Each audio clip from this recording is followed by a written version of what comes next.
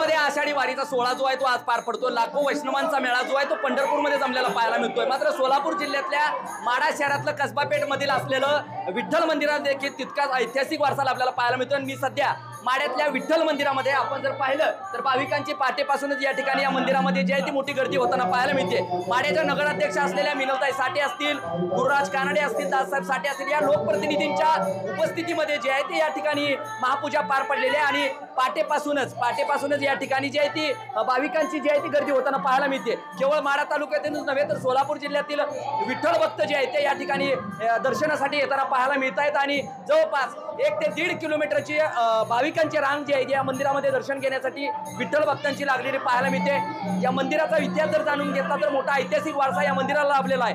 रावराजे निंबाळकर यांनी या ठिकाणी या मंदिराची उभारणी केली आहे। हेमांडपंथी मंदिर असलेल्या या मंदिरामध्ये विठ्ठलाची जी आहे ती मूर्ती आपल्याला पाहायला मिळते गाभाऱ्यामध्ये आणि मोठा ऐतिहासिक वारसा या मंदिराला आहे। ज्या पद्धतीनं या मंदिराची जी आहे ते विकास होणं अपेक्षित आहे तेव्हा मात्र विकास या ठिकाणी मंदिराचा होताना पाहायला मिळत नाही। आषाढी वारी बरोबरच कार्तिकीच्या वारीच्या सोहळ्याला देखील या ठिकाणी या मंदिरामध्ये जे आहे ते विठ्ठल भक्तांची रांग लागलेली पाहायला मिळते आणि आपल्या समेत काही विठ्ठल भक्त आहेत, देवीदासची कदम आहेत। काय सांगाल या मंदिराचा नेमका इतिहास काय आणि कशा पद्धतीचा विकास होणं अपेक्षित आहे आणि इतके दिवस का रखडला गेला?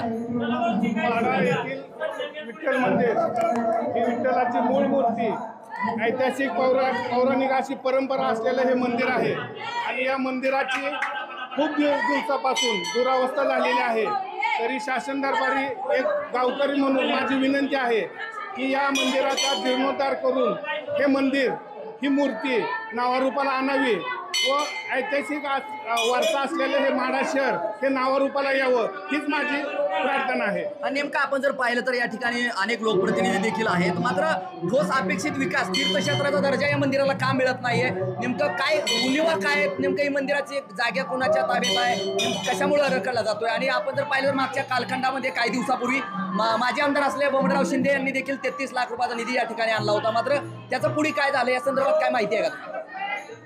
चालू प्रतिनिधींना एक विनंती आहे की त्यांनीही जसं माडेश्वरी मंदिराला तीर्थक्षेत्राचा दर्जा देऊन जे काय निधी आणला त्याच धर्तीवरती विठ्ठल मंदिर कसबापेठ माढा याही मंदिराला तीर्थक्षेत्राचा दर्जा देऊन या मंदिराचा जीर्णोद्धार करावा व हे मंदिर नावारूपाला ऐतिहासिक मंदिर आणावं ही विनंती। आपण जर पाहिलं तर या माढ्याच्या विठ्ठल मंदिराचे जे आहे ते ज्या पद्धतीने विकास होणं अपेक्षित आहे तो झालेला नाही। माढ्याच्या नगराध्यक्ष असतील मिनल साठे ह्या अजित पवार गटामध्ये आहेत, माढ्याचे आमदार असलेले अभिजितआबा पाटील आहेत शरद पवार गटामध्ये आहेत आणि माढ्याचे नूतन खासदार झालेले धैर्यशील मोहिते पाटील जे आहेत ते याच मतदारसंघाचं प्रतिनिधित्व करतायत। ज्या पद्धतीने आपण या मतदारसंघाचं नाव असलेल्या माढा शहरामध्ये ही मूर्ती आहे आणि मिंदरी आहे, त्या मंदिराच्या विकासासाठी जे आहे ते त्यांनी पाठपुरावा करणं गरजेचं आहे, तरच या मंदिराचा विकास जो आहे जीर्णोद्धार आहे तो तत्परतेने होताना आपल्याला पाहायला मिळेल। माझा सहकारी कॅमेरा पर्सन प्रथमेश कांबळे, समी संदीप शिंदे, TV9 मराठी,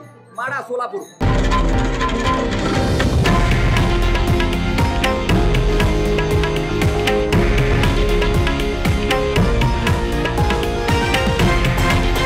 हे आहे देशातील नंबर 1 न्यूज नेटवर्क आणि आपण पाहत आहात TV9 मराठी, एकमेव।